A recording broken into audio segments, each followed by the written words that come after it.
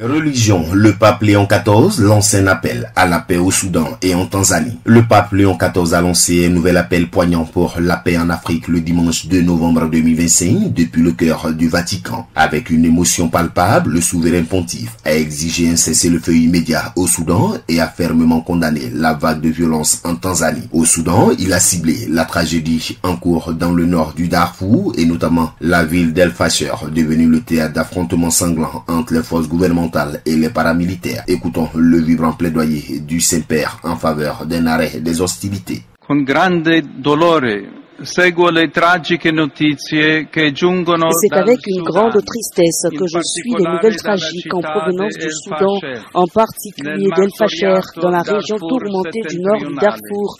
La violence aveugle contre les femmes et les enfants, les attaques contre les civils sans défense et les graves obstacles à l'action humanitaire causent des souffrances inacceptables à une population déjà épuisée par de longs mois de conflit.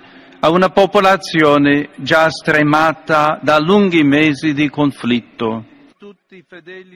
Le pape a pressé la communauté internationale à intervenir de manière décisive et généreuse pour soutenir l'action humanitaire vitale sur le terrain. Les rapports de l'ONU sont accablants, plus de 450 victimes à El Fasher, dont certains tués lors de l'assaut d'un hôpital par les forces de soutien rapide RSF. Des images satellitaires et des vidéos suggèrent un massacre présumé malgré les démentis de RSF. Léon XIV a également exprimé sa vive inquiétude pour la Tanzanie où des violences ont éclaté après des élections contestées. On écoute son message d'apaisement et d'unité pour la nation tanzanienne.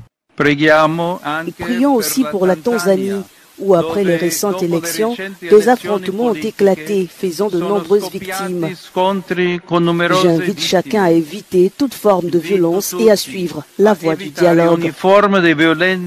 Et dans les grandes métropoles, des manifestations dénoncent les résultats du scrutin. L'armée a été déployée pour appuyer la police, tandis que les coupures d'Internet paralysent les communications. En conclusion, c'est un vibrant appel. Le pontife insiste que la paix s'établit par la parole et non par le canon, invitant tous dirigeants et citoyens à rejeter toute forme de violence. La communauté internationale saura-t-elle entendre cette supplique avant qu'il ne soit trop tard? Accra, Agence Presse, Radio et Audio.